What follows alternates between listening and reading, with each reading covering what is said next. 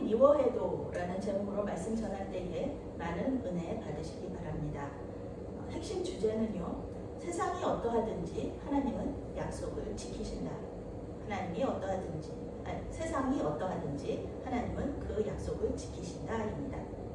오늘 말씀은 로마에 가서 복음을 전할 것이라는 하나님의 약속을 믿고 죽음의 위기에서도 용기 있게 대처하는 사도 바울의 모습을 우리에게 보여주고 있습니다. 사내들인 공회가 서로의 신학적인 차이, 부활 문제죠. 이 신학적인 차이를 가지고 논쟁하느라고 이 사도 바울에 대한 재판이 제대로 이루어지지 않고 그냥 그대로 끝이 났습니다.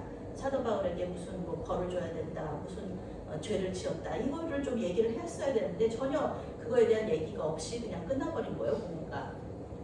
그러니까 아시아에서부터 와서 이제 바울을 죽이려고 한 이 유대인들의 계획이 실패로 돌아가는 것이죠.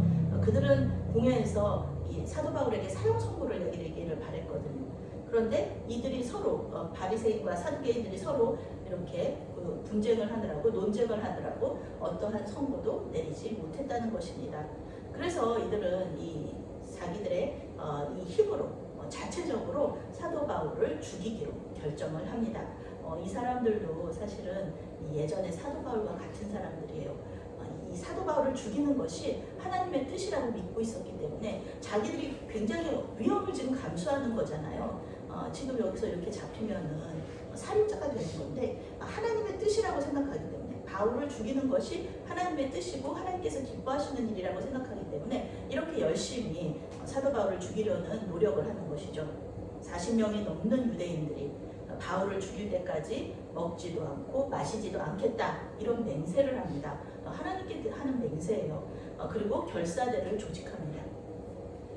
만약 바울을 죽이기 전에 먹거나 마신다면 하나님께서 심판을 내리실 것이고, 그리고 자기들은 그 심판을 그대로 감당하겠다, 받겠다, 이러는 대단한 결의를 이 사람들이 다지는 거예요. 자기들의 자기 스스로를 저주의 맹세를 하는 것입니다. 하나님의 뜻과는 상관없이 자기들이 생각하기에 하나님의 뜻이 그렇다, 자기들의 생각대로 이렇게 밀고 나가는 거죠. 예전에 사도 바울의 모습이요. 그러나 지금은 바울을 죽이기가 어려운 상황입니다. 왜냐하면 지금 안토니아 요새 안에 사도 바울이 들어가 있거든요. 그러니까 이 요새를 뚫고 들어가야 되는 거예요, 사도 바울을 죽이려면. 이 사람들이 하기가 어렵죠. 유대인들이 그 로마 군인들이 들어가 있는 지키고 있는 그 요새 속으로 들어간다는 게 이게 쉽지가 않습니다. 그러니까 이 사도 바울을 끌어내야 되는 거죠. 그 안토니아 요새 안에 있는 사도 바울을 끌어내야 되는 겁니다. 그래서 사내들인 공회에 있는 자기의 지지자들, 자기랑 이렇게 뜻이 맞는 사람들을 이렇게 포섭해서 얘기하는 거예요. 바울을 요새 밖으로 끌어내자, 유인해 달라, 이렇게 얘기하는 겁니다. 재판하러 오는 도중에 자기들이 어떻게 해서든지 사도 바울을 죽일 테니까 사도 바울을 밖으로 끌어내만 달라, 이렇게 요청을 한 겁니다. 공회에는 책임이 가지 않게 하겠다. 왜냐하면 공회에서 죽이는 게 아니라 이 안토니아 요새에서 공회가 열리는 그 장소까지 그 중간에 사이에 죽이겠다는 거예요. 그러니까 공회에 이렇게 책임이 전가되지는 않게 하겠다, 이렇게 설득을 한 거죠. 공회의 지도자들은 재판을 제대로 못했으니까 이거 뭐 어떻게 벌을 어떻게 내리겠다, 이게 뭐 유죄다 무죄다, 이거 얘기를 할 수가 없었으니까 그때 당시에는.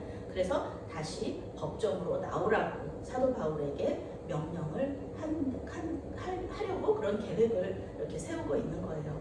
그래서 바울이 이제 공회에 출석하러 왔을 때 이 40명의 유대인들이 결사대가 사도 바울을 죽이기로, 중간에 도중에 사도 바울을 죽이기로 이렇게 계획을 세운 것이죠. 그런데 이것은 정말 사람이 보기에는 완벽한 계획이잖아요. 그런데 하나님께서 막으시면요, 이 사람이 아무리 완벽한 계획을 세워놔도 그리고 모든 사람들이 그 계획에 동참하겠다고 목숨을 걸었잖아요. 이 사람들이 결사되니까. 그런데도 하나님께서 막으시면은 정말 그것은, 정말 그 계획은 무산돼 버리는 거예요. 오늘도 이렇게 나오죠. 성공할 수 없죠. 하나님은 이 계획을 저지하는데요. 정말 생각지도 못하는 사람이 여기에 지금 처음으로 등장하고요. 그리고 앞으로도 등장하지 않습니다. 딱 한 번 이렇게 등장을 해요. 이 누이의 아들, 그러니까 사도 바울의 조카죠. 이 사도 바울의 조카가 어떻게 그 소식을 알게 된 거예요. 이 계획을 알게 된 거예요. 사도 바울을 죽이려는 이 계획을 알게 되었고, 그래서 그것을 알려주는 것이죠. 이 누이의 아들은 13세에서 15세 정도의 소년이었다고 해요.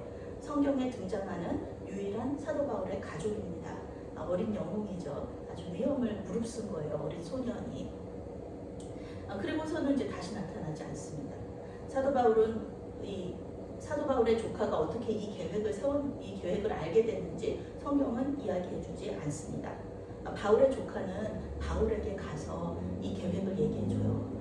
삼촌 지금 큰일 났습니다. 삼촌을 죽이려고 40명이 넘는 유대인들이 지금 결사대를 조직했어요. 지금 삼촌이 재판을 받으러 가는 길에 아마 삼촌은 죽임을 당할 것입니다. 이렇게 얘기해 주는 거예요. 미리 얘기해 주는 겁니다. 그러니까 사도 바울이 백부장에게 이 조카를 천부장에게 좀 데려가 달라 얘기를 하는 거예요. 그래서 이 천부장은 조카의 말을 듣고 당장 병력을 조직해서요 가이사랴로 보내게 됩니다. 이때 당시에 그 사도 바울을 그 가이사랴로 보냈는데 이때 당시 시간이 밤 9시였어요. 그러니까 엄청 급박하게 이 일이 이루어진 거예요. 내일이면은 사도 바울 가야 된다 그러면은 내일 아침이면은 떠나야 된다는 오늘 밤에 이런 일들이 벌어지는 것입니다.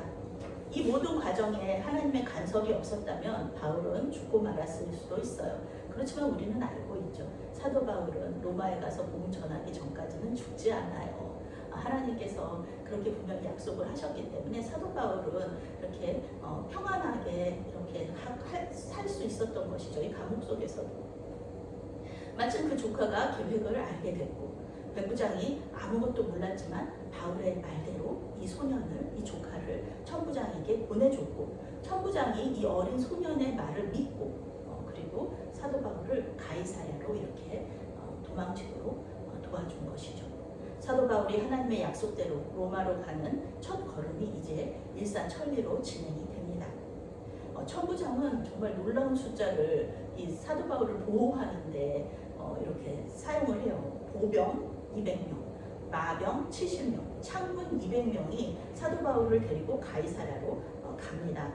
천부장의 실제 통솔 병력이 600명 정도 되었다고 합니다. 천부장이 1000명을 통솔하는 사람들인데 실제로는 한 600명 정도다. 그러면은 600명 중에서 470명이면은 엄청 많은 숫자죠. 이 병력을 이 사도 바울을 탈출시키는 데 동원이 된 것이죠.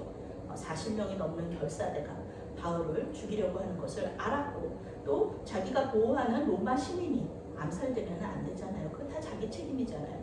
그러니까 이 문책당하는 걸 원하지 않았고 또 이 사도 바울을 자기가 어떻게 하기에는 보호를 하든지 뭐 죄를 주든지 이러기에는 사도 바울의 이라는 이 사람이 너무 대단한 사람이었던 거예요. 로마 시민이라는 그런 사람을 자기가 어떻게 하기에는 능력이 없었다 이렇게 생각을 하고 누구한테 보냈냐 하면은 로마 총독에게 보낸 거예요.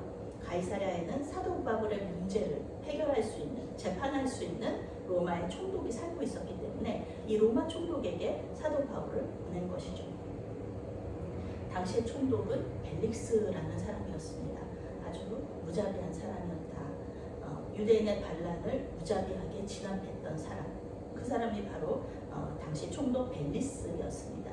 본디오 빌라도, 예수님을 죽였던 본디오 빌라도도 로마의 총독이었죠. 이 사람도 본디오 빌라도와 동일한 그런 직책을 가지고 있는 그런 사람이었습니다. 천부장은 사도 바울을 보낼 때요, 이렇게 보고서 형식의 어떤 그 편지를 함께 보냈습니다. 이 사람이 누군지, 그리고 이 사람이 왜 그 밤중에 가이사랴까지 갈 수밖에 없었는지를 쭉 적은 거예요. 천부장의 편지는 보면은 조금 이거는 진짜 사실이 아닌 것 같은데 그런 부분들도 좀 있어요. 자기한테 유리하게 적어놨어요. 그래서 살짝 왜곡되고 있지만 결론은 사도 바울의 무죄를 이렇게 증거하고 있습니다.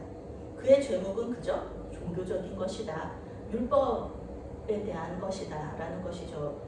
모세와 어떤 예수라는 사람에 대한 문제인 것 같은데 내가 생각하기에는 로마법에 이렇게 로마의 시민을 로마법에 의해서 사형을 당할 정도의 그런 죄를 지은 것 같지는 않습니다. 그렇게 얘기하면서 무죄를 증언하는 거예요. 누가는 사람들의 말과 편지를 통해서 사도 바울이 무죄라는 사실을 계속해서 이야기해주고 있어요.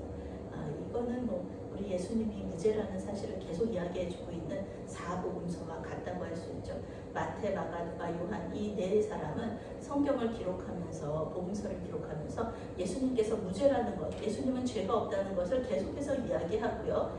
예수님이 받은 재판이 불법이라는 것, 그거를 계속해서 또 얘기하고 있습니다. 천부장의 그 무죄 판결 편지, 이것은요 사도 바울의 이후 일정에 아주 긍정적인 결과를 가져옵니다.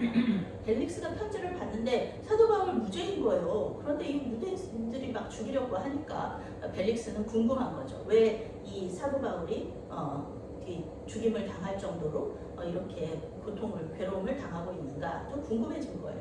그래서 사도 바울을 벨릭스 총독이 궁전에 이렇게 감금을 하게 됩니다.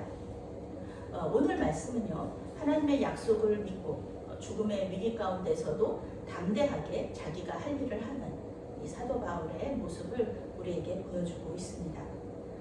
우리는 예수님과 또 예수님을 믿는 사람들을 이유 없이 미워하는 시대에 살고 있습니다. 예수님은 이미 요한복음 15장에서 세상이 우리 믿는 자들을 미워한다, 그렇게 미워할 것이다, 이렇게 말씀하고 계십니다. 우리가요, 우리 믿는 사람들이 정치 참여를 하잖아요. 교회가 정치 참여하잖아요. 그러면은 사람들은 이렇게 얘기해요. 종교인들이 정치 참여한다고, 목사가 정치 참여한다고 그렇게 또 욕합니다. 싫어합니다. 그런데요, 정치에 관심을 또 안 가지잖아요. 그것도 교회가 또 침묵한다고. 세상이 이렇게 잘못되어 가고 있는데 세상을 변화시키는 일에는 이 예수 믿는 사람들이 자기들끼리만 알고 세상을 변화시키는 일, 세상에 어려운 사람들은 돌아보지도 않는다고 그렇게 또 우리를 싫어해요. 교회 밖에 가난한 사람들을 우리가 막 돕잖아요. 그러면 교회에 무슨 돈이 있어가지고 저렇게 헌금을 하냐, 그렇게 얘기하고요. 또 교회 안에서만 우리 또 재정을 또 사용하잖아요. 그러면은 세상에는 관심이 없고 자기들끼리만 먹고 마신다, 이렇게 싫어합니다. 예수님은 자기를 죽이려는 이 유대인들에게 너희의 아비는 마귀다, 이렇게 말씀하시면서요, 하나님의 말씀인 이 진리를 믿지 않는 유대인들을 책망하셨습니다. 그렇습니다. 우리가 미움을 받는 이유는요, 우리가 잘못돼서 그런 게 아니고요, 진리이신 예수님을 믿고 그분의 말씀에 따르고 있기 때문에, 그분의 말씀에 순종하고 있기 때문에 우리가 미움을 받는 것입니다. 그러니까 우리가 세상에 미움을 받는 것은 너무 당연한 일이죠. 그러나 우리가 위로를 받을 수 있는 것은 주님께서 우리의 모든 것을 아시면서 위기 속에서 우리를 보호하여 주시고 또 구원하여 주신다는 것을 알고 있기 때문입니다. 하나님은 우리가 전혀 생각하지도 못한 방식으로 우리를 구해주세요. 우리 삶에 개입하시고 역사하십니다. 오늘 말씀에서도 갑자기 알지도 못했던, 있는지 없는지조차 알지 못했던 이 사도 바울의 조카가 나서서 사도 바울을 구해주잖아요. 그러니 우리가 할 일은 그 구원의 방식에 응답하면서 사도 바울처럼 우리가 할 일, 주님께서 주신 사명을 담담히 순종하면서 해나가는 그런 것입니다. 하나님께서 우리를 위해 일하실 때 성령께서는 우리가 할 일을 깨닫게 해주시잖아요. 그리고 그 일을 할 수 있도록 능력을 주십니다. 세상이 우리를 미워하고 싫어할지라도 주님께서 주실 상을 또 기대하면서 담대하게 주님께서 맡겨주신 사명을 잘 감당해 나가시는 저와 여러분들이 되시기를 바라겠습니다. 아멘.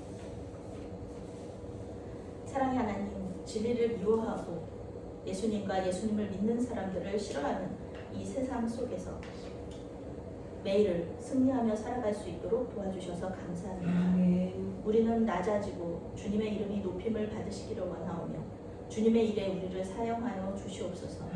아무도 앞날을 예측할 수 없는 이 시대를 주님께서는 아시오니 우리를 옳은 길로 인도하여 주시옵소서. 한국교회의 예배가 회복되고 다음 세대가 믿음의 대를 이어나갈 수 있도록 도와주시옵소서. 특별히 몸과 마음이 아파서 예배에 나오지 못하는 지체들을 주님 앞에 올려드립니다. 주님께서 직접 찾아가셔서 위로하여 주시고 치유하여 주시옵소서. 예수님의 이름으로 기도합니다. 아멘.